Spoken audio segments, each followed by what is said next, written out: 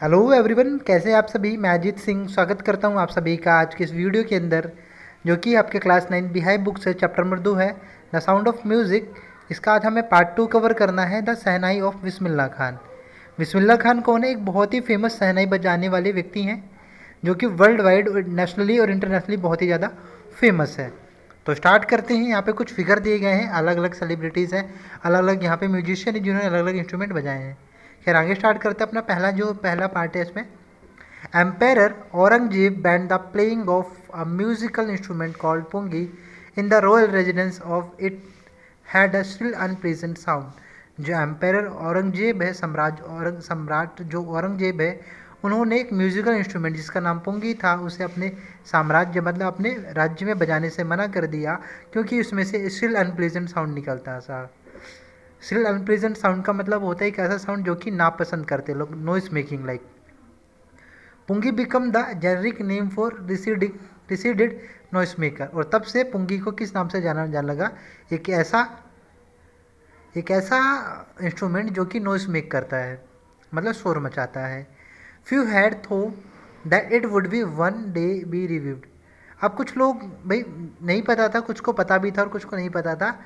कुछ ने सोचा, नहीं सोचा था, क्या नहीं सोचा भाई, कि इसको दोबारा क्या किया जा सके, रिवाइव किया जा सके, दोबारा से ठीक किया जा सके। तो क्या हुआ? A barber of a family of professional musician who had access to the royal palace. तो एक बार्बर मतलब एक नाई फैमिली से बिलोंग करने वाला एक फेमस म्यूजिशियन था, प्रोफेशनल म्यूजिशियन था, मतलब कि पेशेवर संगीतकार। और वो काफ़ी ज़्यादा एक्सेस था, मतलब एक्टिव था, आता जाता था कहाँ पे? उस शाही पैलेस के अंदर, दरबार के अंदर। Decide to improve the tonal quality of the pungi. और उसने डिसाइड किया कि क्या करेगा वो, इस पुंगी की जो टोनल क्वालिटी, जिसे नॉइस मेकर कहते हैं, जो नॉइस मेक करती है, उसको वो ठीक करके रहेगा। He choose a pipe with a natural hollow stem that was longer and broader than the pungi. तो उसने क्या किया, एक लंबा सा पाइप लिया, उसमें कई सारी के अंदर से खोखला, होलो मतलब खोखला किया, ठीक है। और वो काफ़ी ज़्यादा लंबा और काफ़ी ज़्यादा बड़ा था, किससे? उसके पुंगी से। And made the 7 hole on the body of the pipe. और जो पाइप उसने अटैच किया था उस इंस्ट्रूमेंट से, उसमें उसने 7 क्या कर दिए, होल कर दिए, ताकि एयर के फ्लो के थ्रू उसे बजाया जा सके, जैसे हमारी फ्लूट मतलब बांसुरी को बजाया जाता है।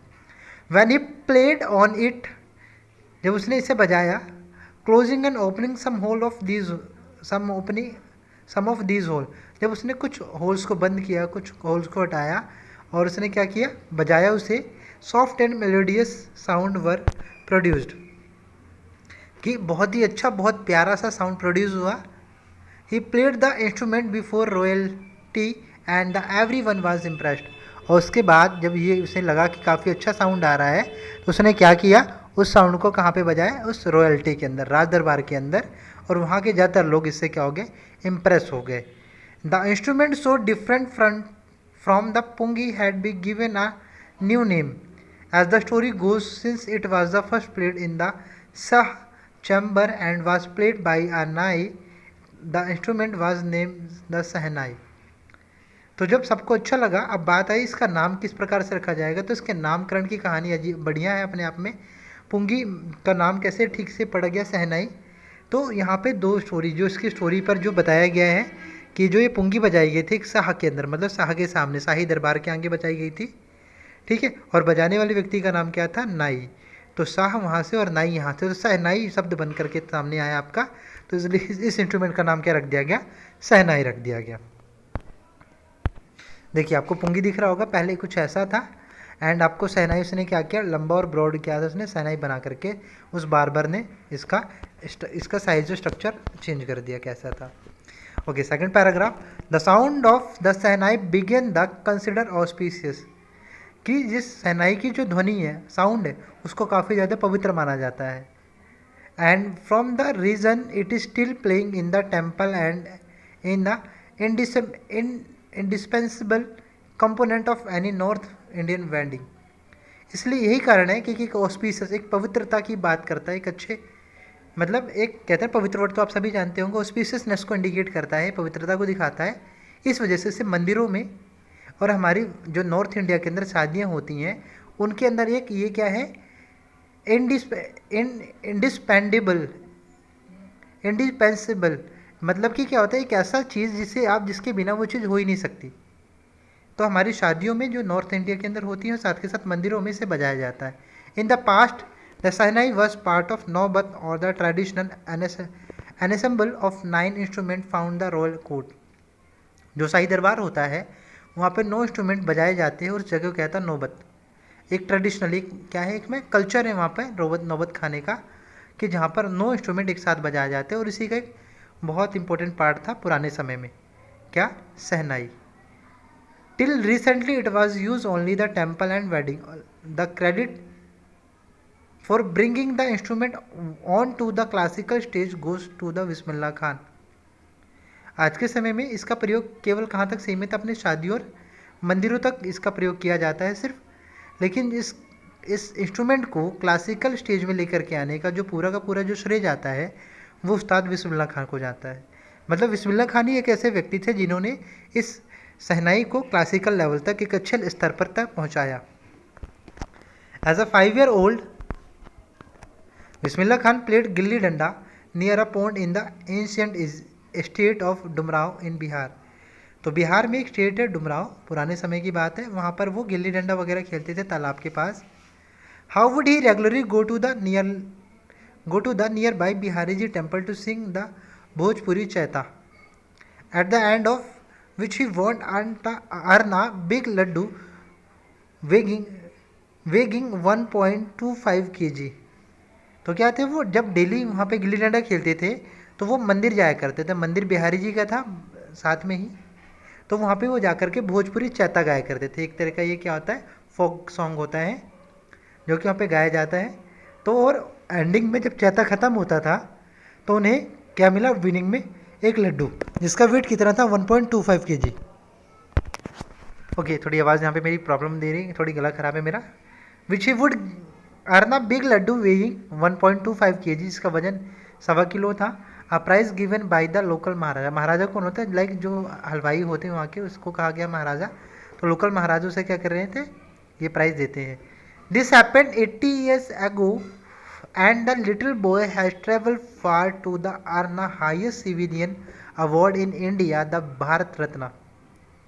80 साल पहले ये यात्रा जो प्रारंभ हुई थी एक छोटे से बच्चे की, वो समाप्त कहाँ तक लेके गई, उसे एक सबसे सर्वोच्च सम्मान दिलाया उसने भारत के अंदर, उसे एक सर्वोच्च नागरिक सम्मान जिसे कि भारत रत्न कहा जाता है। तो 80 साल पहले एक जो शुरुआत की थी चैता गाने की बिस्मिल्लाह खान ने, आज वो 80 साल के बाद स्टोरी के अंदर उन्हें क्या मिलता है, स्टोरी के अंदर नहीं, सॉरी, उनकी एक्चुअल लाइफ के अंदर उन्हें भारत रत्न जैसा भारत का सबसे बड़ा सम्मान दिया जाता है। Born on 21 March 1916, Bismillah Khan belong to the well known family of musician. जिनका जन्म हुआ था 21 मार्च 1916 में, और उनकी फैमिली बहुत ही ज़्यादा फेमस म्यूजिशियन संगीतकारों की थी जो कि बिहार के अंदर रहती थी। His grandfather Rasool Bakhsh Khan was the shehnai nawaz of the Bhojpur king courts. तो उनके जो दादाजी थे इनका नाम क्या था, रसूल बख्श खान। वो क्या थे, बहुत ही ज़्यादा नवाज थे, नवाज के नाम से जाने जाते थे शहनाई के भोजपुर किंग कोर्ट के अंदर, भोजपुर के जो किंग थे उनके दरबार के अंदर। His father Paigambar Bakhsh and other parental ancestors were also great shehnai player. तो कुल मिला के ये जिनका जो सारा परिवार था वो शहनाई से संबंधित इंस्ट्रूमेंट प्ले करता था। ये सारे के सारे शहनाई बजाने में माहिर थे, सारे के सारे। इनके पिताजी, इनके जितने भी पेरेंट्स जो भी रिश्तेदार थे, मतलब इस फैमिली से बिलोंग करते थे, वो सभी के सभी शहनाई प्लेयर थे। चलिए आगे चलते हैं अगले पेज पे। अगला जो हमारा 5वां है, the young boy took the music early in life. कि इस यंग बॉय ने काफ़ी जल्दी ही म्यूज़िक की स्टार्ट कर दी थी। At the age of 3 when his mother took him his maternal uncle house of the Banaras, now Varanasi. Bismillah was fascinated watching his uncle and practiced the शहनाई। तो ये शुरुआत कब हुई थी, जब ये 3 साल के थे और उनकी जो मम्मी थी इनको मैटरनल अंकल के पास, मतलब कि मामा जी के पास लेकर के चली गई थी बनारस के अंदर, जो कि अब वाराणसी के नाम से जाना जाता है। तो बिस्मिल्लाह खान तब से क्या हो गए, आकर्षित होते थे, पैशनेट होते थे किसको देख करके, अपने अंकल को, और साथ के साथ उन्होंने प्रैक्टिस करना स्टार्ट कर दिया, किसकी, शहनाई को। Soon Bismillah Khan started companies his uncle, और साथ के साथ उन्होंने कुछ समय के बाद अंकल से क्या कर दिया, उन्होंने कंपनी देना स्टार्ट कर दी, उनके साथ रहना स्टार्ट कर दिया। अली बख्श, उनके अंकल का क्या नाम था? Ali Bakhsh. To the Vishnu temple of Banaras where Bakhsh was employed to play the shehnai. तो अली बख्श खान, अली जो बख्श थे यहाँ पे, उनको बनारस के जो टेम्पल था विष्णु टेम्पल के अंदर उन्हें काम मिला हुआ था, एम्प्लॉयड थे, वो कर रहे थे क्या? शहनाई बजाने का काम। Ali Bakhsh would play the shehnai and Bismillah would sit captivated for hour on end। तो अली बख्श खान मंदिर में जाके शहनाई बजाते थे और घंटों तक उन्हें सुनते थे, उनके साथ बैठते थे। कौन? Bismillah Khan. Slowly he started getting lesson in playing the instrument and would sit the practicing throughout the day। जब धीरे धीरे लेसन सीखना स्टार्ट किया उन्होंने भी इसका अध्ययन, मतलब इसका अभ्यास प्रारंभ कर दिया इंस्ट्रूमेंट बजाने का। इंस्ट्रूमेंट क्या है आपका? शहनाई। और साथ के साथ ये प्रैक्टिसाइजिंग लगातार करते, दिन ब दिन ये क्या करते रहे? इस पर लग गए, इसको अभ्यास करने में। For year to came the temple of Balaji and Mangala Maiya and the bank of Ganga river became the young apprentice favorite haunts where he could practice the solitude। तो दो फेमस मंदिर यहाँ पे बालाजी और जो मंगला मैया जो नाम के दो क्या है मंदिर है, जो बैंक ऑफ द गंगा मतलब नदी के पास, जो गंगा नदी था जहाँ पे गंगा नदी वगैरह बहती थी, उसके आसपास ये दोनों मंदिर थे। और ये एक नए अप्रेंटिस, मतलब एक नए शिष्य बन करके सामने आए। अप्रेंटिस कौन होता है? शिष्य होता है जो सीखना चाहता है। तो ये क्या आ गया? यंग अप्रेंटिस बना। और इसको जो बहुत ही अच्छा लगता था क्या? प्रैक्टिस वगैरह करना इन सॉलिट्यूड। सॉलिट्यूड मतलब कि अकेले ये क्या करते थे? प्रैक्टिस वगैरह किया करते थे। The flowing water of the Ganga inspired him to improvise and invent ragas that were earlier considered to be the beyond the range of the शहनाई। तो जो गंगा पानी का जो रिवर था, जो फ्लो था पानी का, वो इन्हें क्या करता था? इनको मोटिवेट करता था, इंस्पायर करता था कि ताकि वो इनोवेट कर सके रागास को, नए नए राग क्या ढूंढ के निकाल सके। और बाद में इन्हीं रागास को कंसिडर किया गया और जो कि काफ़ी आगे तक लेके गया किसको? शहनाई को। काफ़ी फेमस हुआ शहनाई के ये राग। At the age of 14, Bismillah accompanied his uncle to the Allahabad music conference. तो 14 साल की उम्र के अंदर जो बिस्मिल्ला खान थे वो अपने अंकल के साथ इलाहाबाद के एक म्यूजिक कॉन्फ्रेंस में जाते हैं। At the end of recital Ustad Fayaz Khan patted the young boy back and said. तो जब ये कॉन्फ्रेंस ख़त्म हुआ, जब लास्ट हुआ पूरा, तो उस्ताद जो फयाज खान वहाँ पे पहुँचे हुए थे, उन्होंने इस यंग बॉय की पीठ थपथपाई और कहा, work hard you shall make it, कि तुम मेहनत करो और तुम एक दिन ज़रूर ये चीज़ करके दिखा दोगे। With the opening of the All India Radio in Lucknow in 1938 के बिस्मिल्ला खान बिग ब्रेक, कि जब 1938 में लखनऊ में ऑल इंडिया रेडियो की शुरुआत हुई, तब एक बहुत बड़ा मौका मिला किसको? चांस मिला, एक बिग ब्रेक मिला किसको? बिस्मिल्ला खान को। He soon become an of an heard shehnai player on radio. तो अक्सर उनके म्यूज़िक जो शहनाई प्लेइंग जो कार्यक्रम था अक्सर ऑल इंडिया रेडियो पे आने लगा और वहाँ से वो फेमस होना स्टार्ट हो गए। When India gain independent on the 15 August 1947, Bismillah Khan become the first Indian to greet the national with his shehnai. तो जब भारत ने आज़ादी पाई तो उस 1947 15 अगस्त का दिन था, तो बिस्मिल्ला खान पहले व्यक्ति बने जिन्होंने अपने शहनाई से भारतीय लोगों को क्या किया? ग्रीट किया। क्या किया? बधाई दी। He poured his heart on out into राग काफ़ी from the Red Fort to the an audience which included Pandit Jawaharlal Nehru, who later gave his famous Tryst with Destiny speech। तो उन्होंने क्या किया? जो बिस्मिल्ला खान थे, जब उन्होंने अपना शहनाई बजाई तो उन्होंने पूरा काफ़ी का अपना हट लगा लिया, काफ़ी दिल से उन्होंने वहाँ पर अपने राग बजाए, जिसका नाम, राग का नाम क्या था? काफ़ी। राग काफ़ी बहुत ही अच्छे तरीके से बजाया था उन्होंने। अगर वीडियो वगैरह आपको देखने हो तो यूट्यूब पे मिल जाएंगे आपको कहीं ना कहीं। तो काफ़ी अच्छे तरीके से रिप्रेजेंट किया था रेड फोर्ट के सामने। और ऑडियंस में कौन शामिल था? पंडित जवाहरलाल नेहरू भी इसमें शामिल थे, क्योंकि पहले इंडिपेंडेंस डे था। और बाद में उन्होंने अपना फेमस जो लेक्चर था ट्रेड विद डेस्टिनी स्पीच उन्होंने दिया। किसने? पंडित जवाहरलाल नेहरू ने। Okay, Bismillah Khan has given many memorable performance both India and abroad. जो बिस्मिल्लाह खान थे उन्होंने बहुत ही यादगार अपनी परफॉर्मेंस दी, अपने प्रदर्शन दिए अपने देश और विदेश दोनों के अंदर। His first trip abroad was to Afghanistan where king Zahir Shah was so taken in by the maestro that he gifted him priceless Persian carpet and the souvenirs. Okay, तो इनकी जो पहली ट्रिप थी अफगानिस्तान में थी, वहाँ का जो किंग था जाहिर शाह, उसने इनके इस उस्ताद को क्या किया, गिफ्ट दिया प्राइजलेस, बहुमूल्य क्या थे, कारपेट्स थे हो गए, और साथ के साथ कुछ यादगार तोहफे। सोवर्निर्स का मतलब होता है कुछ ऐसे गिफ्टेड जो हम याद के रूप में रखते हैं कि हम किसी ट्रिप में गए थे, किसी जगह घूमने गए थे। तो ये सारी चीज़ें उसे मिली, बिस्मिल्लाह खान जी को मिली वहाँ पर जब अफगानिस्तान ट्रिप पे गए थे। The king of Afghanistan was not to the only one to be the fascinated with Bismillah Khan music, कि सिर्फ जाहिर खान ही ऐसा व्यक्ति नहीं था जो बिस्मिल्लाह खान के म्यूजिक से क्या था, पैशनेटेड था, पागल था। Film director Vijay Bhatt was so impressed after hearing Bismillah play at the festival. साथ के साथ जो क्या है विजय भट्ट कौन है, एक फिल्म डायरेक्टर है जो काफ़ी ज़्यादा इम्प्रेस हुए किसकी, बिस्मिल्लाह खान की इस इंस्ट्रूमेंट से, जो शहनाई बजाई उन्होंने, तो काफ़ी ज़्यादा क्या हो गया, वो इम्प्रेस हुए। एक फेस्टिवल के अंदर उन्होंने इसको सुना था। That he name a film after the instrument call गूंज उठी शहनाई।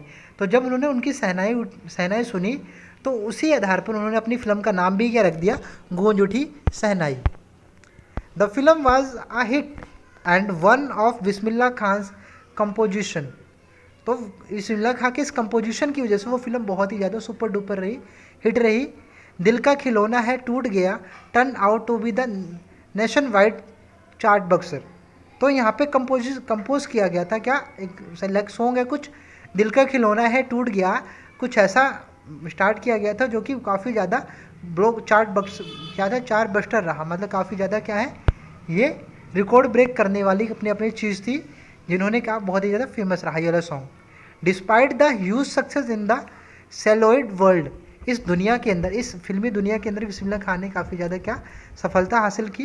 बिस्मिल्लाह Khan venture in the film music were limited to कि बिस्मिल्लाह खान ने आखिर क्या किया, इस वेंचर को, इस दुनिया को थोड़ा सा क्या कहा, लिमिटेड रखा, सीमित समय तक रखा। इसके दो कारण इसमें क्या थे, लिमिटेड टू, सिर्फ 2 फिल्मों में उन्होंने क्या किया, काम किया। एक विजय भट्ट के साथ काम किया उन्होंने, गूंज उठी शहनाई, और एक फिल्म थी उनकी विक्रम श्रीनिवास की कन्नड़ मूवी थी जिसका नाम था सनदी अपन्ना।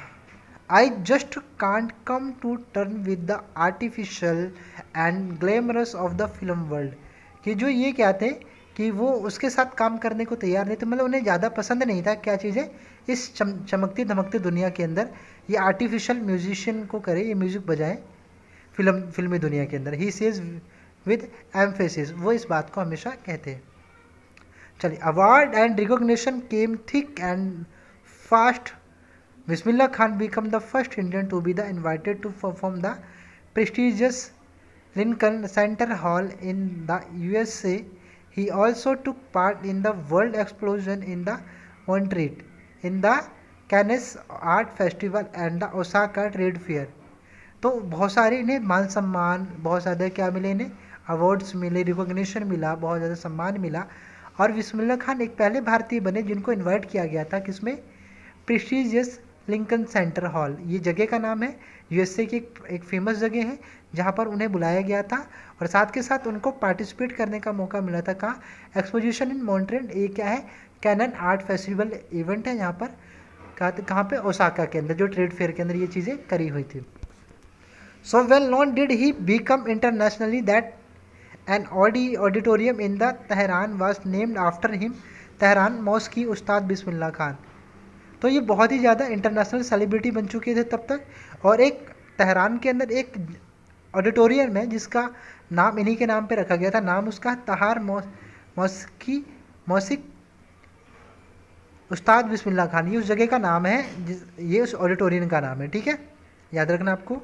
National award like the Padma Shri, the Padma Bhushan and the Padma Vibhushan were conferred on him, इन्हें भारत रत्न के साथ साथ कौन से सम्मान, पद्म श्री, पद्म भूषण, पद्म विभूषण जैसे सम्मानों से भी सम्मानित किया गया है। In 2001, Ustad Bismillah Khan was the awarded in India highest civilian award. तो 2001 के अंदर बिस्मिल्लाह खान को भारत के सर्वोच्च सम्मान से सम्मानित किया गया, द भारत रत्न। वो सर्वोच्च सम्मान है आपका Bharat Ratna. With the coveted award resting on his chest and he eyes glinted with the happiness, he said, all I would like to say is teach your children music. This is Hindustan's richest tradition. Even the West is now coming to learn our music. तो जब उन्हें ये सब कुछ मिल रहा था, तो जब उन्हें ये अवार्ड मिल रहा था तो उन्होंने एक स्पीच आउट की, बताया क्या कि मोस्ट ऑफ द जो इंडियंस हैं उन्हें कहा कि आप सभी क्या कीजिए, टीच योर चिल्ड्रन म्यूज़िक, अपने बच्चों को म्यूज़िक सिखाइए। This is Hindustan richest tradition, क्योंकि ये भारत का सबसे ज़्यादा रिचेस्ट, सबसे ज़्यादा हिंदुस्तान के अंदर पाया जाता है क्या, म्यूजिक जैसे चीज़। और यहाँ तक कि जो वेस्ट के लोग हैं, जो विदेशी जो लोग हैं वेस्टर्न कंट्री के, वो हमसे म्यूजिक सीखने के लिए आते हैं। तो काफ़ी ज़्यादा हैप्पीनेस, काफ़ी ज़्यादा इन्होंने इमोशन के साथ ये चीज़ कही जब इन्हें अवार्ड से सम्मानित किया जा रहा था, भारत के सर्वोच्च सम्मान के साथ। तो ये काफ़ी ज़्यादा हैप्पी थे और बच्चों को संबोधित करते हुए उन्होंने कहा लोगों को कि अपने बच्चों को म्यूज़िक जरूर सिखाना, क्योंकि ये भारत का एक ट्रेडिशन है और ये यहाँ विदेश के लोग जो वेस्टर्न कंट्री के हैं वो हमारे यहाँ पे म्यूज़िक सीखने के लिए हमसे सीखने आते हैं। In spite of having travel all over the world, Khan साहब एज ही इनफॉन्डली कॉल्ड, तो पूरी दुनिया घूमने के बाद लोग प्यार से उन्हें क्या कहते हैं, खान साहब, is exceedingly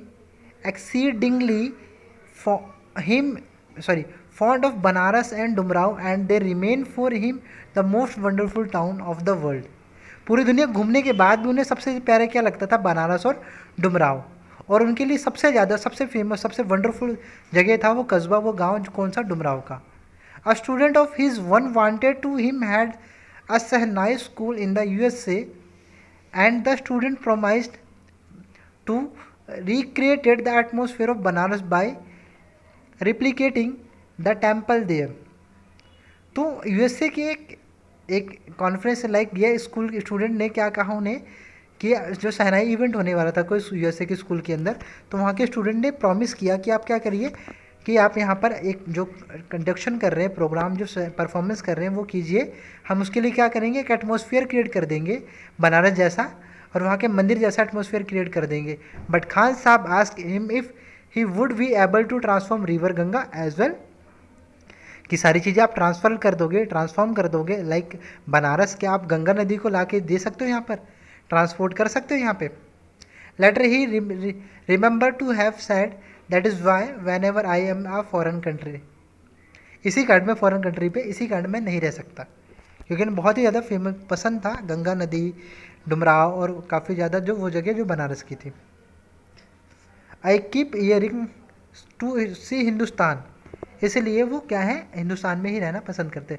while in Mumbai, जब भी वो मुंबई में रहते, I think only Banaras and the Holi Ganga, और तब भी वो किसके बारे में सोचते रहते मुंबई में होने के बाद भी, बनारस के बारे में और उस पवित्र गंगा के बारे में। And while in Banaras I miss the unique मट्ठा ऑफ डुमराव, और जब क्या होता है बनारस में भी होते हैं तो वो सबसे ज़्यादा मिस करते हैं उस मठ को जो डुमराव के अंदर है।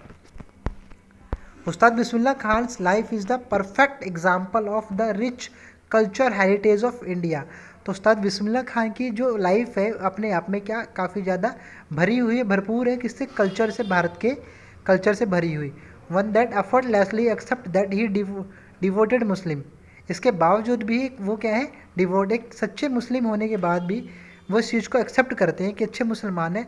Like him can very naturally play the shehnai every morning at the Kashi Vishwanath temple, एक मुस्लिम होने के बाद भी काफ़ी सच्चे मन से, सच्चे हृदय से वो रोज़ाना क्या करते थे, जो काशी विश्वनाथ मंदिर था उसके अंदर रोज़ जा करके सुबह वो सहनाई बजाया करते थे।